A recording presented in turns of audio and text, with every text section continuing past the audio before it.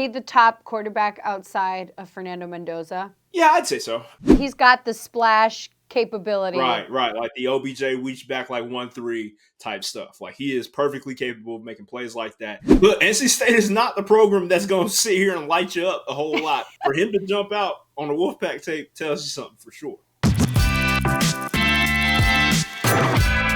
Welcome to another Inside Rip. Today's guest, ESPN's Treavor Scales, who gives us his top 7 offensive players to watch for this upcoming drafts. Don't forget to like and subscribe. We'll see you on the other side. Trev, you came up with a nice and spicy list, and I want to ask you about a quarterback. And you gave me one from Bama. I feel like that's a nice place to start. Yeah, Ty Simpson's a stud, right? He is one of those cats that's plug and play to an extent, but the situation around him has to be the best possible. You can see it bear out in the statistics from a pressure versus non-pressure situation standpoint throughout the course of the season. He was in hell whenever people got to him, right? And that's what you want to avoid. So you have to have an infrastructure around a guy like Ty Simpson because we haven't necessarily seen him thrive. I will say, with a caveat, right, had 0 run game when he was with Alabama as a starter this past season and still found a way to put up some decent numbers. So there's some potential there. I'm not here to knock that down, but it's just one of those things where you're weary for 2 reasons. 1, the pressure numbers don't look great. And 2, he's only got 15 or so starts under his belt. That's always an iffy thing when it comes to quarterbacks. You tend to like a lot more experience. You want more just game reps at high levels so that it does translate as much as it possibly can. It's a lot of unknown when you're walking in with a guy that has only started 15 games in his college career. Yeah, that's a good point because that kind of gives me the shades of like an Anthony Richardson, someone who's like maybe Trey Lance, Mitch Trubisky. Like we could go down a list of cats that didn't have a whole lot of college. Yeah, I was like, oh yeah, and him too. All that to say, do you think Bama is still setting up players for the NFL faster than perhaps other schools? Okay, I think the disparity has decreased, right? Like they aren't stockpiling. Their second and third string guys ain't everybody else's starters anymore, right? Okay. Like those starters have now gone to go get gigs at other places because of the disbursement of riches that is NIL, right? Like they have the opportunity to go play somewhere, get a little change in the process, and there is an allure to going out and now taking down the once top dog that is the Bama Crimson Tide. So now there's a little bit more dispersion of talent, and that is to say, even within the SEC, those gaps between Georgia and Bama that were once just miles ahead of everybody else, and I know that they were just the most recent participants in the SEC championship. We just don't put that to the side for now. But still, even that with that understood, the gap has closed between not just Bama and the rest of college football, but really the SEC and the rest of college football. So like there's still something to be said that league gets you prepared unlike any other, but it's not to say that you can't go play good ball elsewhere and still be ready to go when you hit the NFL. The Jets need a quarterback. The Dolphins are listed.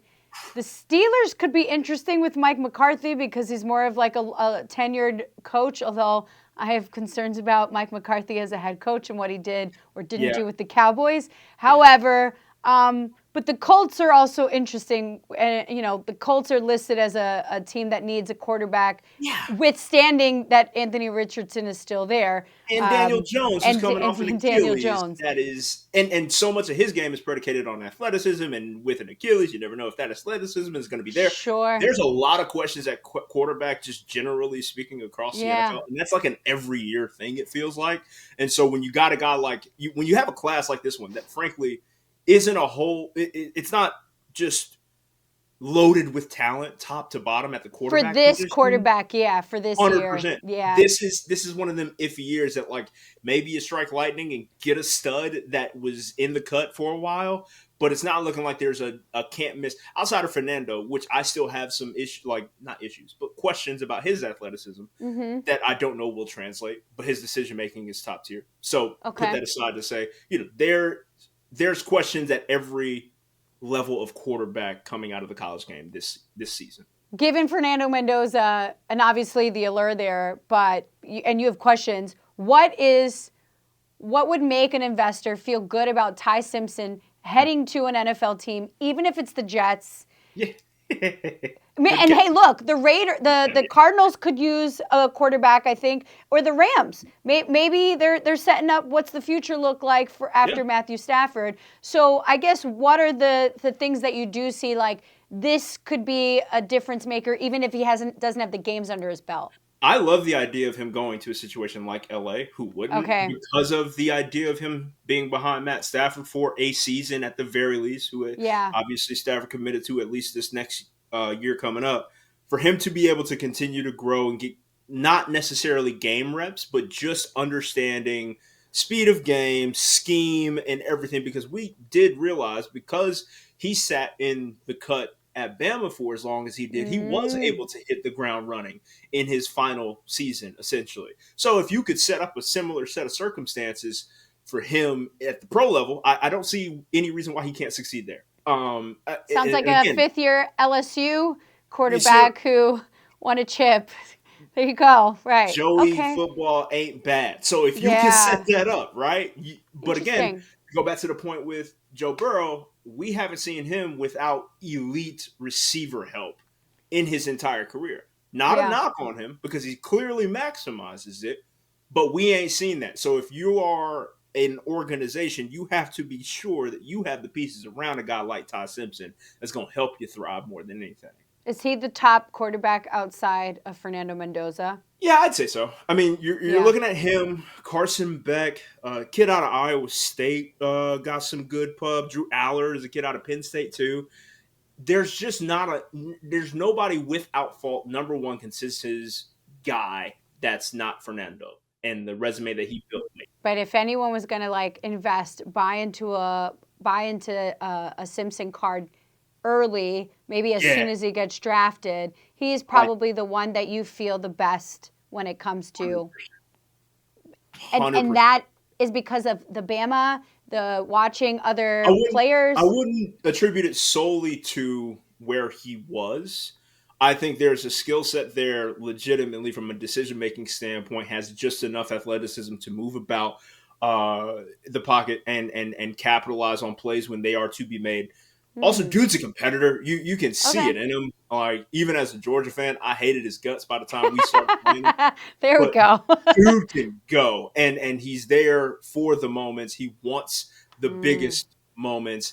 And even in his last go round, having gotten injured, wanted to be out there, but he clearly wasn't the same player dealing with the shoulder that he was. So it's look, man, he's a gamer. I think he is well equipped to succeed Cool. at the next level, but so much about it is going to be about the situation that he's in. So if he lands in the Rams, he lands with maybe a Mike Love McCarthy, a veteran head coach. Yes. We're A-OK and we feel good about it. It Yes. depends on where he lands and that team being structured right. That's right. That's right. Not a Okay, guy that's going to overcome his situation, but he will thrive in a good situation. let's go to wideouts. The guys that are going to be receiving Yeah. these touchdowns in future games. Where they're going to be our fantasy yeses, and they are also big buys in the hobby. Look, Puka Nakuas and these Cooper Cups, they sprinkle within the draft, and they're like, how did they land in the third round? A lot of the three names that you gave me are going to probably be first, second round splashes. Is that right? Who do you want to start with? Yeah, I love Carnell Tate the Okay. most out of this wide receiver group coming out this year. When you are opposite of Jeremiah Smith, right, who is touted as the guy, like there is no question as to who is the dude as far as wide receivers go, and you still find a way to get yours in an offense that's pretty bereft of production. I'm gonna Mm-hmm. give you your hat tip because he still jumps off the film. Carnell Tate is a playmaker, elite separation when it comes to route running. So you're looking at massive big play capability. So long as he's got a quarterback with an arm to match and a guy that like makes the highlight play. So when you are thinking about cards in general, you can picture him going up for that contested catch in the end zone and making a play that is Okay. built to be put on a football card, right? The photo of him Oh. mossing somebody. It's there. That capability He's is got the there. splash 100%. capability. Right, Oh. right. Like the OBJ reach back like 1-3 type stuff. Like he is perfectly capable of making plays like that. And it's just you saw it time and time again at Ohio State when he and Jeremiah Smith were commanding so much attention out on the edges. He found a way to thrive yet and still. Okay. And look, right now, even on Daniel Jeremiah's draft board, he has his second mock draft is out as of mid-February. Carnell Tate is listed at going to the Giants with that 5th pick in the draft. That could be really interesting with Jackson Dart. Yeah. I like that. Opposite, again, of another dude in Malik Neighbors, right? Like, so you have Jackson Dart there. Malik Neighbors is your X.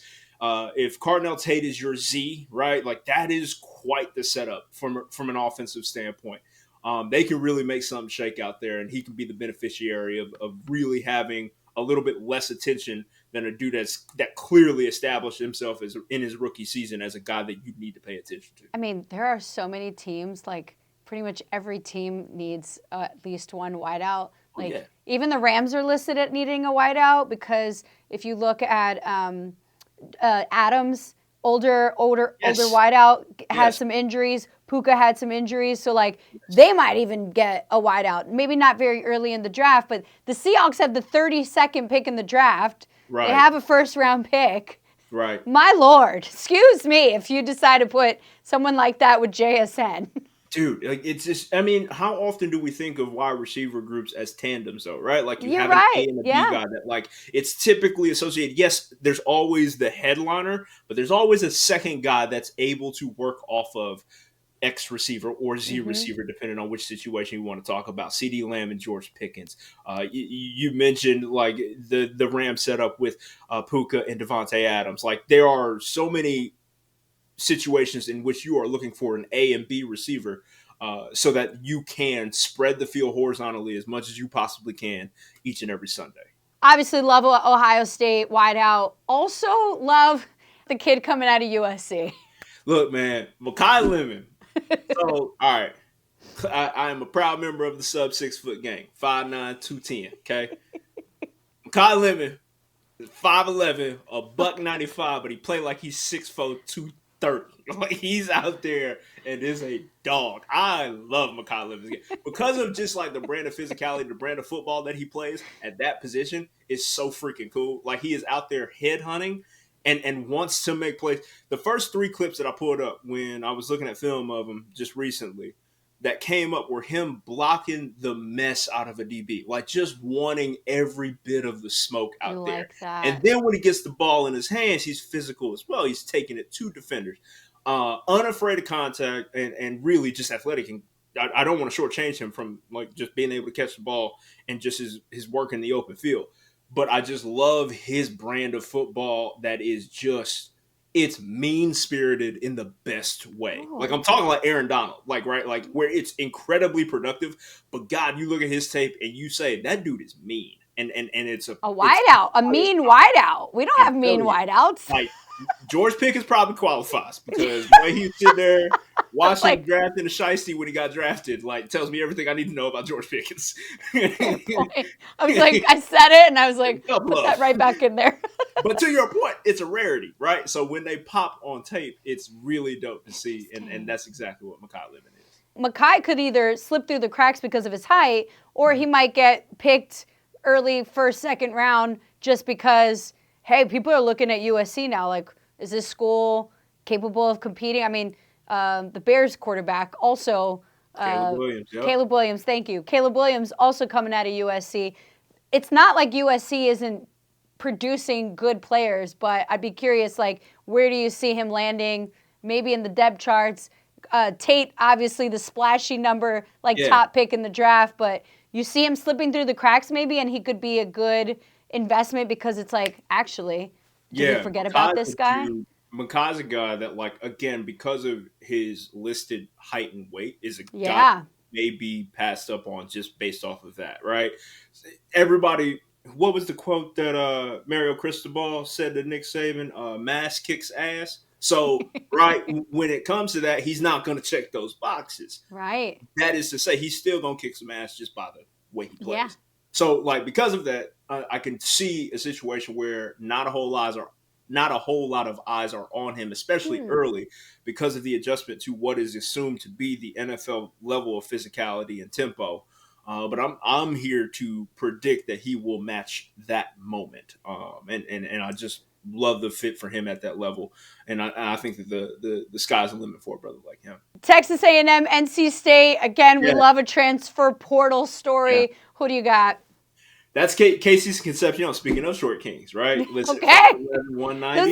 This list was clearly cultivated by yours truly.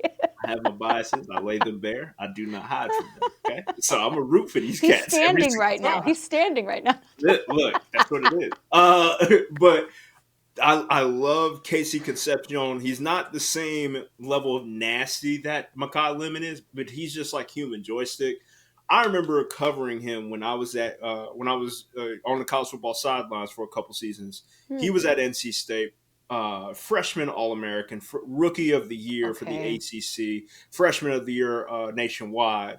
They put him in so many different places, and he picked it up so well to where it was clear that the mission was just get him in space and let him cook, because he's perfectly capable of that. He's another undersized guy that's not going to get the same level of assumed success walking into the locker room because he's a smaller dude, and the numbers may not have jumped out after leaving NC State. But he is a guy that's perfectly capable of making some game-breaking plays and really has a game speed that's unlike any other. He was playing the Z receiver a lot when he was at Texas A&M, but I do believe he has a lot more to his game that really can be unlocked, right? You're looking at, like, to take it back, Percy Harvin, when we really didn't know what to do with Percy by the time he came out of Florida, but we had just started working in a lot of the motion stuff, a lot of the stuff that JSN even did, right? From the backfield, you're thinking a guy that can motion into the backfield, sneak out on a corner route, and just get you over the top before you even know it. He can be put in so many different places and knows how to run the full route tree to where you feel comfortable putting him in a position to succeed in any creative, particularly offense. And I think it says a lot that he already popped off early as a freshman, transferred schools, and continued his success story. Means he's adaptable. So if you land on maybe an unfortunate Jets team, right, that doesn't necessarily have their roster really put together yet, this is someone who can either navigate some tough waters for a few years and then land on a better team, but also show that film and get him to a better place. So long-term investment, this might be your guy. No question. He's a dude that will be super adaptable. He's a guy that has proven that, no question about it. If you can thrive at NC State, you can thrive at just about anywhere, dog. Like, it's not look, NC State is not the program that's going to sit here and light you up a whole lot for the most part. And for him to jump out on the Wolfpack tape tells you something for sure. For sure, that's fair. Bless NC State. But I think it says a lot. Look, the Cardinals, Commanders could be really interesting landing spot for someone like him. The Chiefs need a wideout. The Chiefs, like, you poor unfortunate soul getting matched with Patrick Mahomes. I am so sorry. And having Andy Reid as your head coach. Right? Like, there's worse problems in the world. It's what Sean McVay likes to call champagne problems. Even the Panthers. Back as the OC, like, I think like they are in the right direction to sort of rebuild in a major way that could have a lot of teams back to being extremely worried about a Chiefs offense, right? Like, they dipped below that 30-point per game mark pretty heavily this past season. But that is not a team that I expect to be held down for very long.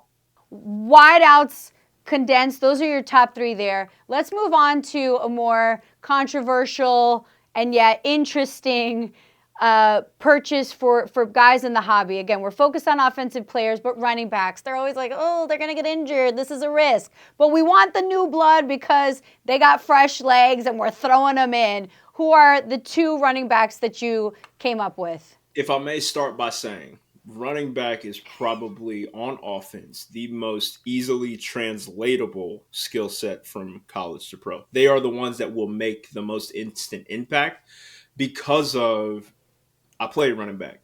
It is the most this is coming from you. That's right. It is the most, but it's the most intuitive position on the field, right? A lot of it is, hey, I'm going to give you this rock. You're going to aim at a certain point. But after that, your instincts have to take over, right? And when you are talking about instinctual runners, the one that comes up to mind first is Jeremiyah Love out of Notre Dame. Dude is Okay. a monster, an exceptional player, was a Heisman finalist, is built like a statue, 6 foot tall, built like a house. And he has like Yeah. those flashy plays in college that make you think, oh, this is probably going to be just as good at the next level. I saw Field Yates compare him to a guy like Reggie Bush and just the explosivity, not only in the run game, but also in the pass game. Couldn't agree more. I love that idea. And now that we have offenses as sophisticated as we do, there are ways to unlock him in a way that he frankly wasn't asked to at Notre Dame because they didn't have to. Their identity was just line it up, 2 tight ends. We're going to run down your face, and you're not going to be able to do anything to stop it. He's perfectly capable of thriving in that situation, to be clear. But when you can get him in space a little bit more and allow him to flex the athletic abilities that he has, man, I really do think that it is great to jump on a card like it is with what he has potential to be immediately on an NFL roster. I understand your concern, too, about like the idea of Tread running down. He did get a lot of carries. He was leaned upon a whole lot. But he has shown a durability even with that encourages you to assume that he will have a nice, solid career at the next level because of just how he's built physically. He is not a short king. I want to be clear on that. But he is really, really talented and really, really durable. And you talk about the Tread running on a guy like Jeremiyah Love. Funny enough, you gave us 2 running backs from Notre Dame. Yeah. So the Prince has some fresh legs. Is that what you're alluding to? Jeremiyah Love's backfield, mate. And that's almost why I would sell him just as much, because he was a change of pace for Jeremiyah Love, who was one of the most explosive players in the game. There's a clip out there, right, where he is, it's against Montana State, inside zone rep, easy, just sort of inside run game. He plants his foot in the dirt, and he is out in a hurry. I love the stature of this kid. He's really a sudden guy. Like when you talk about just all instantly changing directions and immediately getting to top speed, he has that sort of capability, man, that jumps off the tape. I love what he can do in the run game. Still yet to be seen what he can contribute from a passing standpoint. I know he didn't grade out well in pass pro. And I don't know what he does much as a receiver because Jeremiyah Love was primarily the receiver out of the backfield. But you'd be a fool not to just take a chance and just see what he can be, frankly, because of what he showed on tape and the limited opportunities that he had.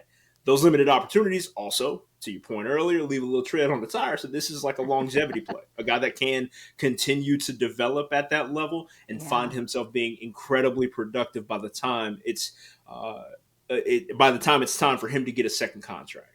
Plus, well-coached players also usually lead to well-coached players in the NFL. From Notre Dame, you know who really needs a running back? I mentioned it before, but the Chiefs. Again, you will land with a team that wants to run the ball, balance out Patrick Mahomes in ways that only another running back can, right? Yeah. And that team literally fell apart mostly because of Mahomes falling apart. They're right back in that stupid AFC West grouping. Like it's incredible, man. They can re-up like no other if they hit the right pieces in the draft, and I have no reason to doubt that they will. And no offense to saying stupid, but it's so stupid how good that grouping is. Like the poor Raiders. We're not mentioning Fernando Mendoza because y'all got to compete with the Broncos. You got to like. What are the Chargers? Going to get a couple left tackles and like they'll be fine. Like Justin Herbert's still a stud. There are some guys you're going to have to compete with out there in the AFC West, and the Chiefs are going to be right back there at the top with them. Mike McDaniels just got the OC job with the Chargers. There is no way that offense doesn't correct, right? You finally have the support needed to go and take over, and that is just a wild spot. For any running back, I'd actually say if either of these guys go to the Chiefs in the draft, there's your investment right there. No question. In my opinion. All right, we'll wrap because I love I love a 13 personnel. You know, I covered the Rams for many years. That is all Sean McVay did. And now it's all of a sudden the splashy thing that coaches are doing around the league. Yeah. And when you got 13 personnel, it means you need all the tight ends in the world out there on the field. Give me a tight end that we're looking for that can really make some noise. Kenyon Sadiq out of Oregon. Dude he's built like an Adonis, right? And even when you think of the statuesque build of a guy like him, there's one play that jumped off tape that like immediately told me his story and what he is as an identity. They have him in line, hand in the dirt. They motion him out as the lone receiver on the sideline. DB has to trail him out there. It is as simple as quarterback takes a snap, turn, throw to him, and he immediately takes one hand, throws a DB out of the picture, and he is gone. And a 20-yard score with separation, right? Like this dude has the power, the trust to be in line on the line of scrimmage, and folks who actually believe that he's willing to block because he's really capable of doing that. Blocking wideouts and tight ends. That's right. And then they just say, all right, well, go ahead, go out there. We'll throw you a quick screen pass and let you work.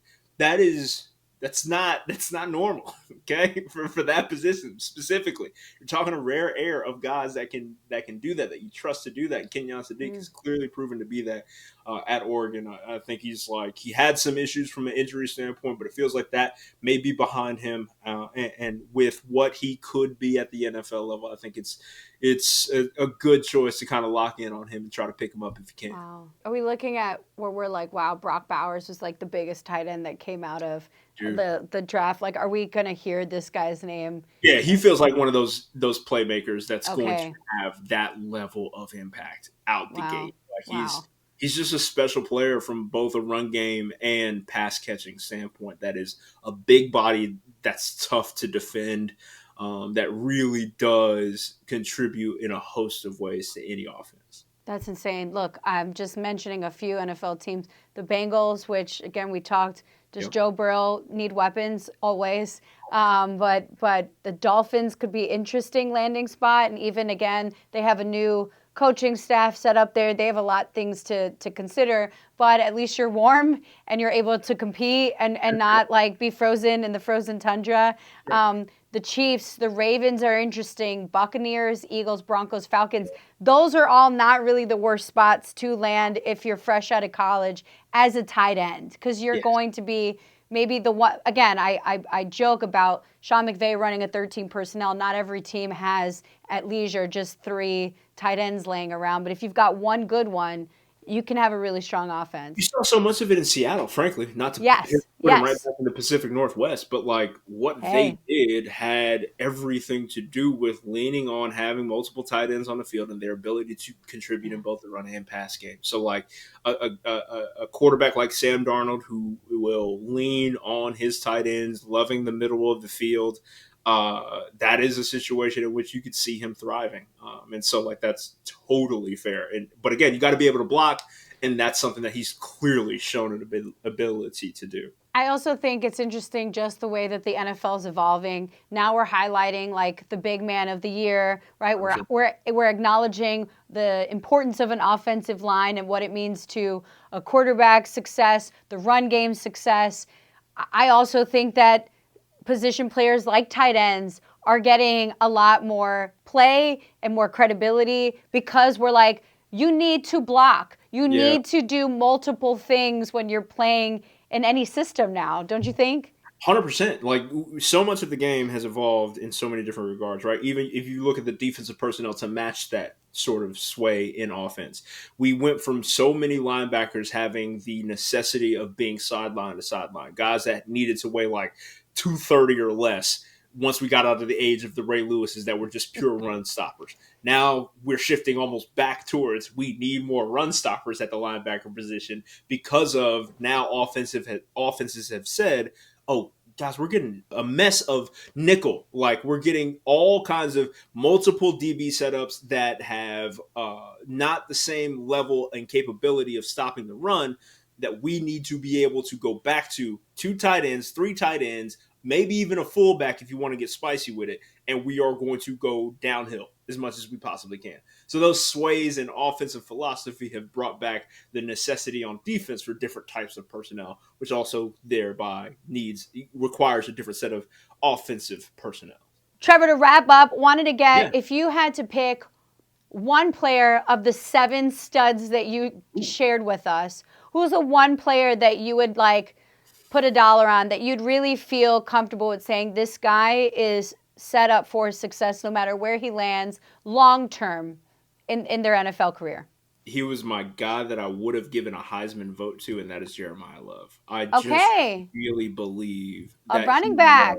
I'm going to be, again, laying biases bare. Right? You know what it is. We understand the situation at hand. You know what I mean? So as long as we can all accept that. But I truly do believe that there is a level of capability that he has almost instantly from not just on the field, right? The physical tools are there, but he has a sort of star aura, as they are calling it nowadays, that really does feel like it'll translate at that next level. He's a star, man, and I think that will be invaluable not only to a front office when it comes to in between the white lines, but when it comes to marketability and beyond. Like I think that's something that he's perfectly capable of being as far as the star goes. I mean, if he ends up on the Chiefs, his name is Love. He ends up in a Taylor Swift song. Come on now. You're already writing the story for him. I love it. Love everything. Love Let's all go. over the world. It's a red Let's team. go. Taylor, call me. I have the lyrics in my head. Treavor, thank you so much for your time and your insight. We'll be sending you a little card, a gift for your time. Barry Sanders, are you a collector, by the way? Yeah, I'm just trying to get into it, man. I just got into watches, and we're going to get into this card game, too, so why not? I appreciate the little boost. I love it. Barry Sanders, I know you mentioned, was one of your favorite players, as well as you gave me someone from the Falcons, didn't you? Ward Dunn was the other guy that I loved as a kid growing up. So, again, 2 sub 6 foot.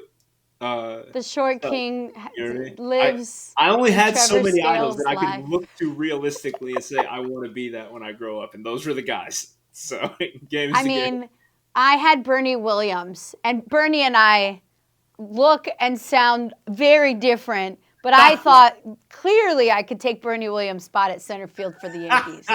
And yet here we are. The short queen sits in a chair. Thank you for your time. Pleasure's all mine, dog. Pleasure's all mine.